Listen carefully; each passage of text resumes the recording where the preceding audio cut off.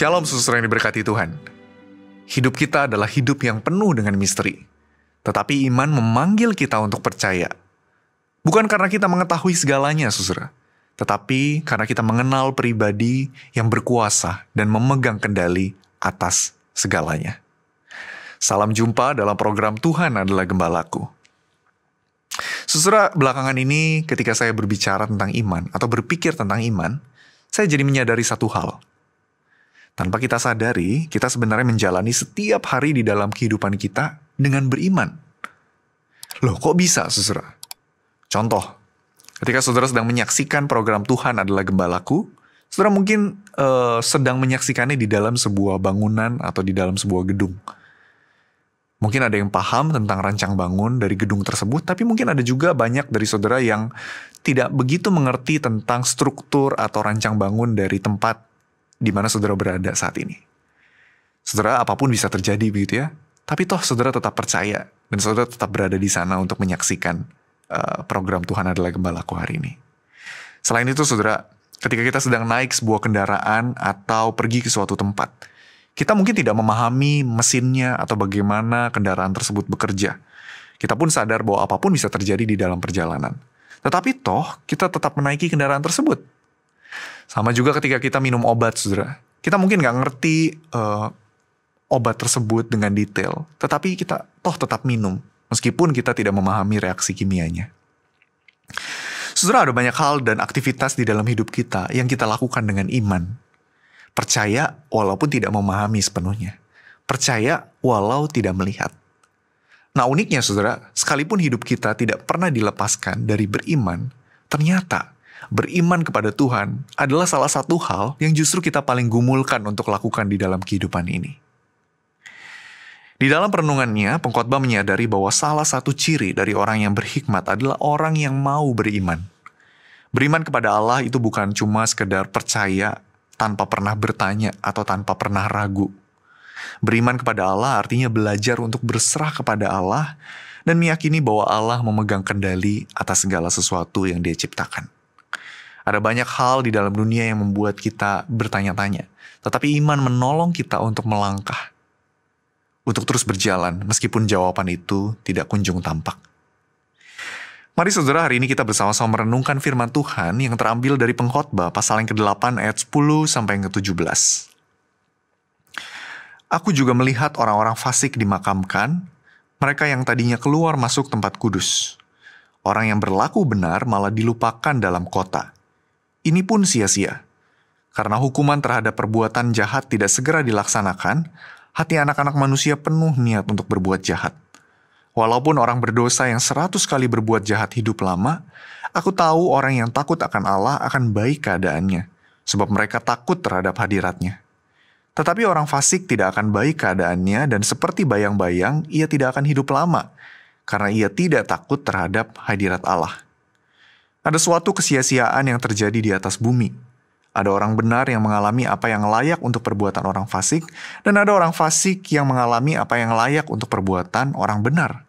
Aku berkata, ini pun sia-sia. Oleh sebab itu, aku memuji kegembiraan, karena tak ada yang baik bagi manusia di bawah matahari selain makan minum dan bergembira ria. Hal itulah yang menyertai dia di dalam jeripayanya seumur hidupnya yang diberikan Allah kepadanya di bawah matahari. Ketika aku membulatkan hatiku untuk memahami hikmat dan melihat kegiatan yang dilakukan orang di dunia tanpa memejamkan mata siang malam, maka nyatalah kepadaku semua yang dibuat Allah bahwa manusia tidak dapat menyelami pekerjaan yang dilakukan di bawah matahari. Meskipun manusia berlelah-lelah mencarinya, ia tidak akan menyelaminya. Walaupun orang yang berhikmat mengatakan bahwa ia mengetahuinya, ia pun tidak dapat menyelaminya. Saudara, hidup ini adalah hidup yang penuh dengan misteri. Kalau dirangkum di dalam satu kalimat, mungkin itulah yang ada di dalam kepala pengkhotbah ketika dia menulis bagian ini. Di dalam pengamatan pengkhotbah membuka bagian ini dengan melihat bahwa orang-orang fasik itu seringkali hidupnya lebih nyaman. Sedangkan orang-orang yang hidupnya benar, seringkali justru hidupnya malah menderita. Coba perhatikan di sini saudara. Di ayat yang ke-10, orang fasik malah mendapatkan pemakaman saat dia mati, sedangkan pemakaman di zaman dulu adalah sebuah ungkapan penghargaan atau penghormatan. Di ayat 12 juga misalnya, Orang yang berdosa dan berbuat jahat berkali-kali atau yang digambarkan dengan istilah 100 kali, itu justru hidupnya panjang. Mereka pun seringkali tidak mendapatkan hukuman langsung pada saat itu seperti di dalam ayat 11. Saudara, bagi pengkhotbah ini tidak adil.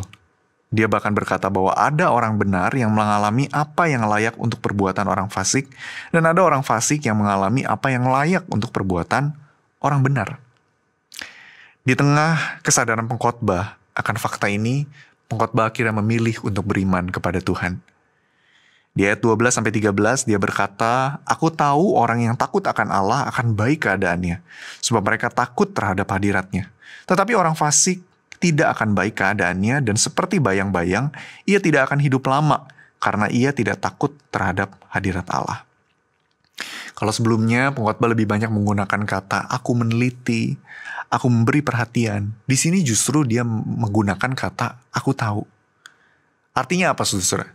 Ini bukanlah sebuah pernyataan atau hasil dari observasi atau pengamatan. Ini adalah sebuah ekspresi iman. Ungkapan iman yang percaya bahwa orang yang benar itu akan tetap bersama dengan Tuhan, akan aman di dalam Tuhan. Sedangkan orang yang fasik itu pasti akan mendapatkan penghukuman. Di tengah misteri kehidupan ini, pengkhotbah memilih untuk beriman. Bukan kepada berkat atau hukumannya, tetapi justru kepada Allah yang berkuasa atas manusia yang Dia ciptakan. Nah, saudara, sekilas kalau kita membaca bagian ini, kita mungkin bisa merasa kesel ya sama orang-orang yang fasik ini. Tetapi saudara, sadarkah kita bahwa sebetulnya dulu kita hidup seperti orang yang fasik ini, saudara? Kenyataannya kita pernah ada di sana, saudara. Kita adalah orang yang fasik yang harusnya menerima hukuman sampai akhirnya Kristus menebus kita di atas kayu salib. Oleh karena itu, saudara, titik balik ini harusnya menolong kita untuk melihat bagian ini dengan dua cara. Yang pertama, menyadari bahwa sekalipun hidup di dalam dosa itu bisa memberikan kita semacam ketenangan, tetapi kita tidak akan pernah mendapatkan kebahagiaan yang sebenarnya, saudara. Kehidupan seperti ini pun tidak menyenangkan hati Allah. Kedua, saudara, karena kita adalah orang-orang yang diselamatkan, mari kita belajar untuk hidup dengan benar dan hidup dengan beriman. Bahkan sekalipun, saudara, hidup itu tampak tidak adil. Saudara, salah satu langkah praktis untuk hidup beriman ada di dalam ayat 15-17. Ketimbang berlelah dan berusaha untuk memahami misteri kehidupan yang sampai pada akhirnya tidak bisa kita pahami, pengkhotbah mendorong kita untuk percaya kepada Allah, sambil menikmati berkat-berkat yang Tuhan sediakan di dalam hidup kita. Saya yakin, saudara, ada banyak berkat-berkat kecil yang Tuhan sediakan di sekeliling kita. Entah itu lewat makanan, kudapan yang kita nikmati setiap harinya, lewat relasi yang Tuhan sediakan, lewat senyuman yang mungkin kita terima dari orang-orang yang kita temui setiap harinya. Ada begitu banyak berkat kecil yang bisa kita nikmati, dan Tuhan mau kita belajar untuk beriman sambil melihat bahwa Tuhan mengasihi kita lewat hal-hal tersebut.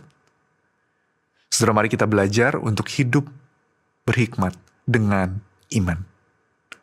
Mari kita bersama-sama berdoa.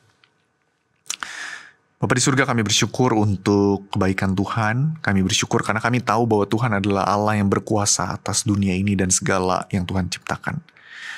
Ya Tuhan, seringkali kami sadar bahwa kami itu ingin mengetahui segala sesuatunya. Ingin memegang kendali atas segala sesuatunya yang ada di dalam kehidupan kami.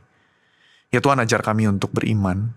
Ajar kami untuk percaya bahwa Tuhan itu memegang kendali atas segala sesuatunya. Ajarlah kami juga ya Tuhan untuk terus percaya bahwa meskipun hidup ini tampak tidak adil, Tuhan itu selalu memegang kami dan kami aman di tangan Tuhan. Tolong kami untuk terus berjalan dengan keyakinan, dengan iman, sambil terus menikmati berkat-berkat kecil yang Tuhan sediakan di dalam kehidupan kami. Tolong kami untuk boleh hidup dengan sukacita yang datang dari Tuhan saja. Terima kasih ya Tuhan, kami bersyukur kepadamu. Hanya di dalam nama Tuhan Yesus kami berdoa. Amin.